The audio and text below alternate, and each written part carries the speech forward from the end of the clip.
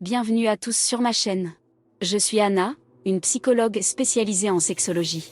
Aujourd'hui, nous allons aborder un sujet intrigant, l'éjaculation féminine.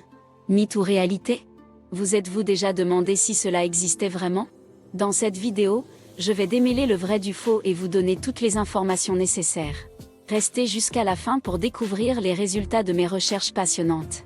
Et n'oubliez pas de vous abonner, de liker cette vidéo et de laisser vos commentaires. Allez, commençons cette exploration fascinante. L'éjaculation féminine est un sujet qui suscite beaucoup de débats et de controverses. Certaines personnes soutiennent fermement son existence, tandis que d'autres la considèrent comme un mythe ou une illusion. Alors, qu'en est-il réellement? L'éjaculation féminine est-elle une réalité ou une simple invention? Pour répondre à cette question, il est important de comprendre ce que l'on entend par éjaculation féminine. L'éjaculation féminine, également connue sous le nom de pskir ou de fontaine, fait référence à l'expulsion de liquide provenant de l'urètre féminin pendant l'orgasme. Ce liquide est généralement clair et inodore, et il peut être libéré en petite ou grande quantité. Le débat autour de l'éjaculation féminine est en grande partie basé sur des preuves anecdotiques et des expériences subjectives. Beaucoup de femmes affirment avoir déjà expérimenté l'éjaculation féminine lors de leur rapport sexuel, tandis que d'autres ne l'ont jamais vécu. Certains partenaires masculins témoignent également avoir été témoins de cette éjaculation.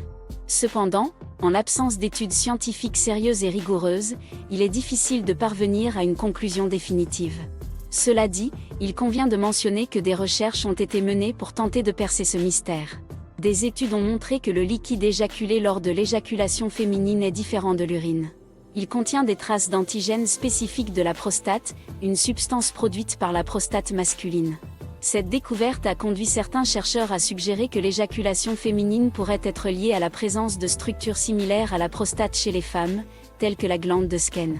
Cependant, d'autres scientifiques restent sceptiques et estiment que le liquide éjaculé n'est rien d'autre que de l'urine diluée.